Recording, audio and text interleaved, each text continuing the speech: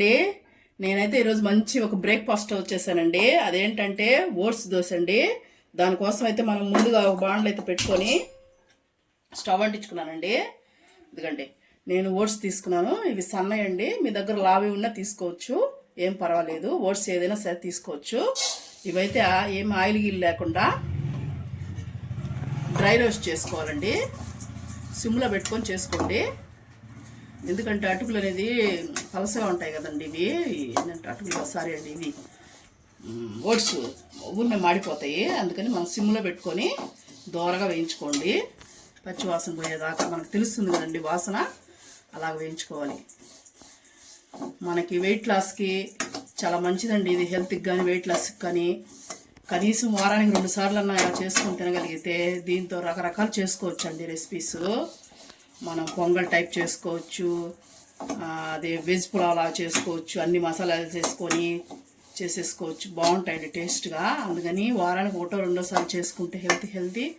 మనకి ఎవరైనా తినచ్చండి. షుగర్ ఉండేవాళ్ళు కానీ, వెయిట్ లాస్ అయ్యేవాళ్ళు కానీ, బీపీ ఉండేవాళ్ళు కానీ ఈజీగా తినే ఒక వంటకం అంటే ఇదేనండి.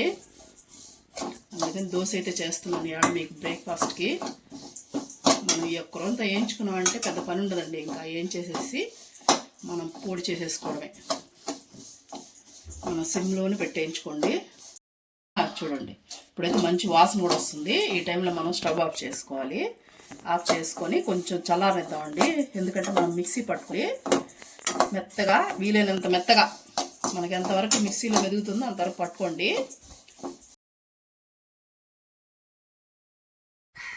చూడండి, కొంచెం అయితే చల్లారిందండి. చూడండి, బాగా చల్లారినవి. ఇప్పుడైతే మనం మిక్సీ గిన్నెలో వేసుకున్నాం.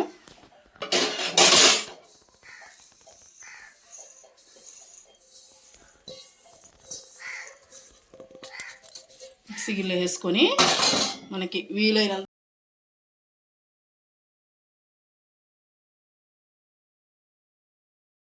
చూడండి ఎలా చేసాను. మెత్తగా మనకి వీలైనంత మెత్తగా పట్టుకోవాలండి. ఇలాగా మంచి వాసన వస్తుందండి మనకి పొడి చేయగానే.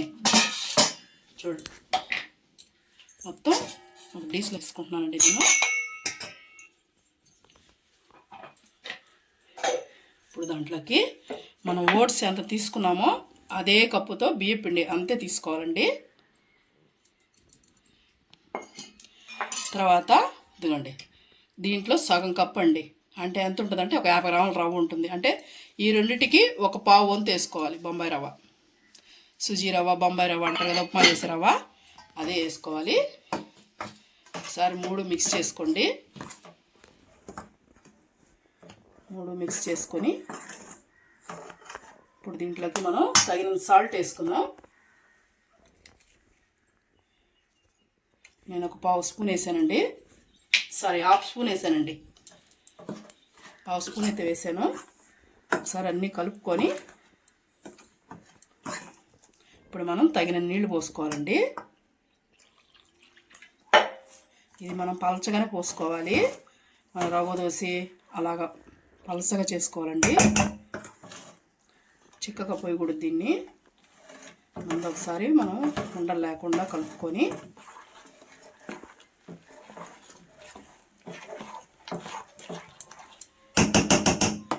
ఉండలు అనేది ఉండకూడదండి. అందుకని కొంచెం నీళ్ళు పోసుకొని కలుపుకున్నామంటే ఉండలన్నీ లేకుండా క్లియర్గా మనకి పిండి కలుపుకోవచ్చు. చూడండి, ఇప్పుడు మనం ఇంకా కొరవ నీళ్ళు పోసుకుందాం.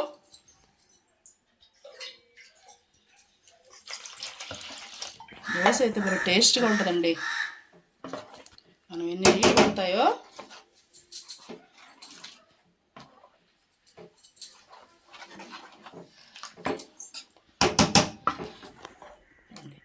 రెండు గ్లాసులు నీళ్లు పోసానండి. ఇప్పటికి ఈ గ్లాస్తో ఒక 1/2 లీటర్ నీళ్ళు పట్టుంటాయండి, లీటర్ లెక్క. చూడండి, ఇలాగ పల్చగా చేసుకోవాలండి మనం. వీలైనంత పల్చగా, చూసారు కదా, అలాగా చూడండి, అలా పల్చగా చేసుకోవాలి. మళ్ళీ మనకి రవ్వ కొంచెం ఉబ్బుతుందండి. అప్పుడు ఏమన్నా పడితే కూడా మళ్ళీ పోసుకోవాల్సి వస్తుంది. చూపిస్తాను మీకు నేను ఏమైనా పోసుకుంటే పోయాలనేది, లేదని చెప్తానండి నేను. ఇదిగోండి చూడండి, ఇప్పుడు అయితే ఇలా పోసుకున్నాను. ఇదిగోండి, 1 స్పూన్ జీలకర్ర,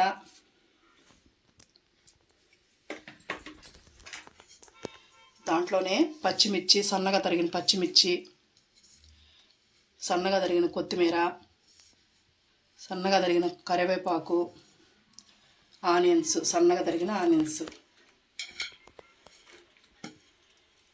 ఇవన్నీ వేసేసుకొని ఒకసారి బాగా కలుపుకోవాలండి.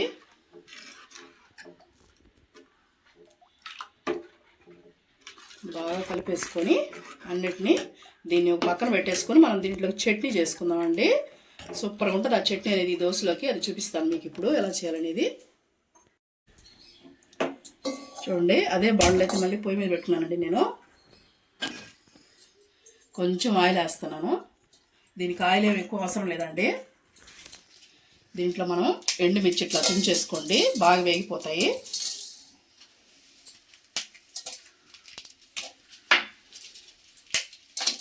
మూడు ఎండుమిర్చి అయితే వేసుకున్నానండి. దీంట్లో వేరుశనగపప్పు వేసుకున్నాను. ఈ చట్నీ అయితే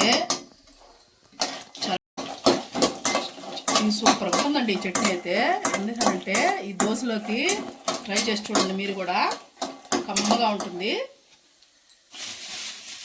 బాగా కొంచెం దోరగా వేగనేయాలండి. మళ్ళీ పచ్చిగా ఉండి అంటే మాత్రం మళ్ళీ తినలేము.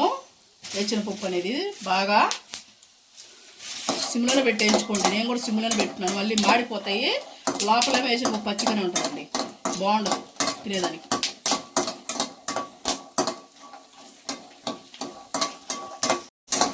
చూడండి, వేగిపోయినాయి కదా, ఆల్మోస్ట్ వేగిపో వచ్చేసినాయండి. ఇప్పుడు మనం ఇదిగోండి, మనం ఎంత వేసిన పప్పు వేసుకుని అంతే. పుట్నాల పప్పు అంటారు, మేమైతే తినే శనగపప్పు అంటామండి దీన్ని మా సైడ్ అయితే. అదైతే వేసేసుకొని అది కూడా కొద్దిసేపు దించుకున్నామండి, ఒక 2 నిమిషాలు. దీంట్లోనే ఇదిగోండి ఒక రెబ్బ చింతపండు, ఇవన్నీ 2 నిమిషాలు అనేది ఏం చేసుకుంటాను. చూడండి, బాగా వేగిపోయినాయి కదా. ఇప్పుడైతే మనం స్టవ్ ఆఫ్ చేద్దాం. స్టవ్ ఆఫ్ చేసేసి కొంచెం చల్లారిన తర్వాత మిక్సీలో వేసుకుందాం అండి. ఎందుకంటే వేడి మీద వేసారంటే మాత్రం మిక్సీ ఎగురుతుంది, అందుకని అలా వేయద్దండి. కొద్దిగా చల్లారిన తర్వాత మిక్సీ పట్టుకోండి, లేట్ అయినా పర్వాలేదు. చూడండి, ఒక 5 నిమిషాల తర్వాత అయితే చల్లారిపోయిందండి. ఇప్పుడైతే మనం దీనికి వేసేసుకుందాం మిక్సీలో.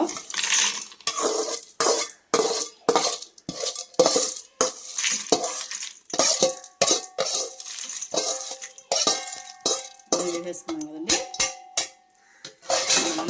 దీంట్లో తగినంత ఉప్పు చూడండి, నేను కొంచెం వేసుకుంటున్నాను, చాలండి నాకు. మేము ఒకరో తక్కువ తింటాం కానీ సరిపోతుంది. ఇప్పుడు మనం దీన్ని మెత్తగా పట్టేసుకొని నీళ్ళు పోసి మెత్తగా పెట్టేసుకుందాం అండి చట్నీకి. చూడండి, మెత్తగా ఇలా పట్టుకోవాలండి. ఇప్పుడైతే నేను స్టవ్ మీద తిరగమాత పెట్టుకున్నానండి.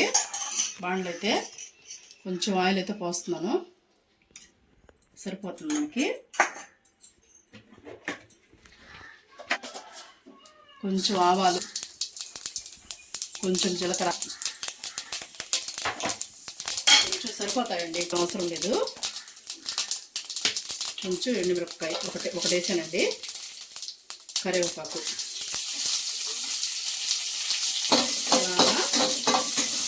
కొంచెం పోపు పెట్టేసుకున్నాం అంటే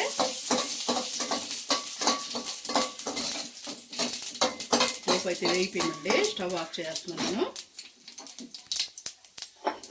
మనం చట్నీ ఒక బౌల్లో వేసేసుకున్నాం అండి.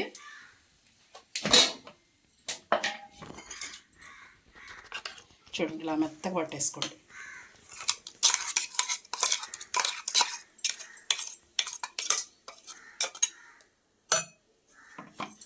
కొంచెం వాటర్ మిక్సీలో పోసేసుకొని వేస్ట్ అవ్వకుండా మనం కొంచెం పోసుకుంటే సరిపోతుందండి.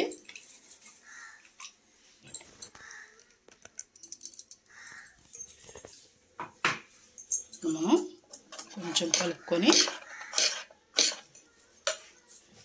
ఇప్పుడు ఈ తిరగమాత మనం దాంట్లో వేసేసుకున్నామండి.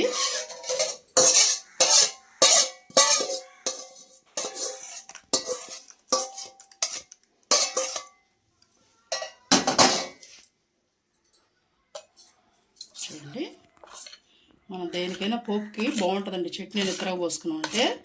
చూసారు కదా, చట్నీ రెడీ అయిపోయింది మనకి. దోశలకైతే మనం దోశ పోసేసుకుందామండి. పెనుగు అయితే పెట్టేసుకున్నాను నేను, బాగా హీట్ అయింది చూసారు కదా. ఇప్పుడు మనం ఆయిల్ వేసేసుకొని టిష్యూ పేపర్ ఉంది కదండి, దాంతో అయితే బాగా ఇలా అనుకోవాలండి. అనుకునేసి ఇప్పుడు మనకు పిండి చూసారు కదా, మనం కలిపి పెట్టుకున్నాం కదా ఓట్స్ పిండి అయితే చూడండి ఇలాగా. ఇప్పుడు మనం చూడండి చూపిస్తాను.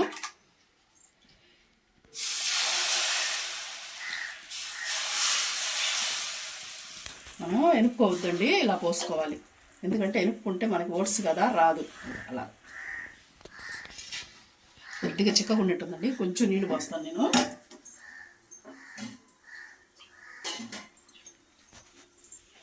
కొంచెం పోస్తున్నాను చిక్కకుందని. ఒక పావు గ్లాసు పోసానండి మళ్ళీ. చూసారు కదా, ఇప్పుడు సరిపోతుంది. అది కాలనిద్దాం మనం. ఎందుకంటే మీడియంలో పెట్టేసి బాగా క్రిస్పీగా రావాలంటే ఇది కొద్దిగా ఆయిల్ అయితే వేసేసుకుంటున్నాను నేను. మీకు ఎంత కావాలో అంత వేసుకోండి. వేగిపోయినా వస్తుందండి, ఇది నాన్ స్టిక్ కాబట్టి. కానీ వేసుకుంటే ఇంకా బాగుంటుంది. మీడియంలో ఒక 5 నిమిషాలు పడుతుందండి అది కుక్ అవ్వడానికి. చూసారు కదండి, బ్రౌన్ కలర్ వచ్చింది కదా. ఇంకా మీరు కావాలంటే ఇంకొంచెం కాల్చుకోవచ్చు. నాకు అవసరం లేదని నేనైతే తిప్పేసుకుంటున్నానండి. చూడండి ఇలా వచ్చింది. చూడండి క్రిస్పీగా ఎర్రగా అక్కడక్కడ ఎర్రగా ఎంత బాగుందో. ఓట్స్ తోసి అంతేనండి, ఎక్కువ ఎర్రగా ఏం కాదు. మనం ఓట్స్ వేసాం కాబట్టి ఇప్పుడైతే మనం ఎక్కువ ఏం కుక్ చేయాల్సిన అవసరం లేదు.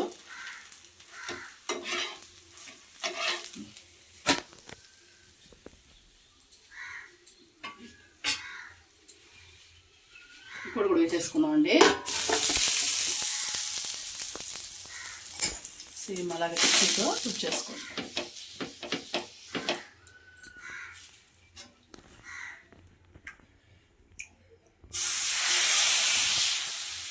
ఇప్పుడు కరెక్ట్గా ఉందండి పిండి, ఇలాగ రావాలి. నాకు ఫస్ట్ చూసి కదండి, అది పెనుగు కూడా సక్రంగా కాలదు. ఇప్పుడైతే బాగా కరెక్ట్గా కాలుతుంది కూడా దోశ బాగా. అందుకే పలసం కూడా వస్తుంది. ఇప్పుడు బాగా వాటర్ పోసే లోపల ఇలా పోసుకోవాలండి, తగిన వాటరు. మొత్తం 2-4 గ్లాసులు పోసుకున్నానండి నేను. కొంచెం ఆయిల్ వేసేసుకున్నాం. మీరు వెయిట్ లాస్ కనుక్కునే వాళ్ళు ఆయిల్ వాడుకోవద్దండి. నేనైతే ఇంట్లో కాబట్టి వేసుకుంటున్నాను అంతే. మామూలుగా పాన్ కాబట్టి వచ్చేస్తుంది అది. తిరగట్లేదు, మనం ఇలాగ మడిచేసుకుంటున్నామండి.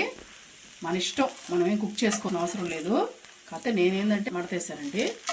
చూడండి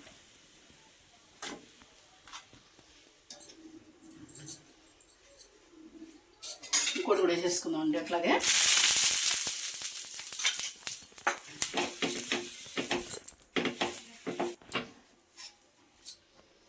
ప్రతిసారి పోసేటప్పుడు కలుపుకోవాలండి పిండి.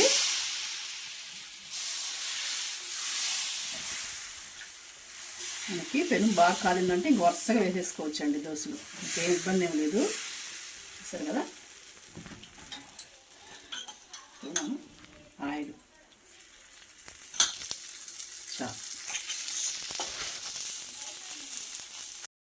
చూడండి, ఇది కూడా కాలిపోయిందండి.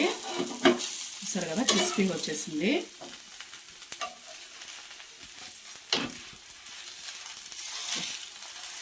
కాలిపోయిందండి క్రిస్పీగా.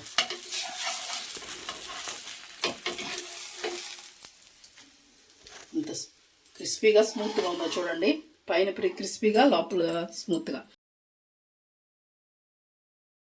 చూడండి దోశ మనకు ఓట్స్ దోశ అయితే రెడీ అయింది కదండి. ఇదిగోండి నేను చట్నీతో సర్వ్ చేసుకున్నాను. మనం చట్నీ తయారు చేసాం కదా, దాంతో అయితే సర్వ్ చేసుకున్నానండి. చూపిస్తున్నాను చూడండి. చూడండి నేనైతే చూపిస్తున్నాను మీకు ఎలా వచ్చిందనేది. చూసారు కదా, ఇదండి ఇదేనండి వాళ్ళ వీడియో. ఓట్స్ దోశ అయితే చేశాను కదా. ఈ వీడియో మీకు కానీ నచ్చినట్టయితే లైక్ చేయండి, షేర్ చేయండి. ఈ వీడియో ఎలా చేశాననేది నాకు కామెంట్ చేయండి. మన ఛానల్ని సబ్స్క్రైబ్ చేసుకోండి.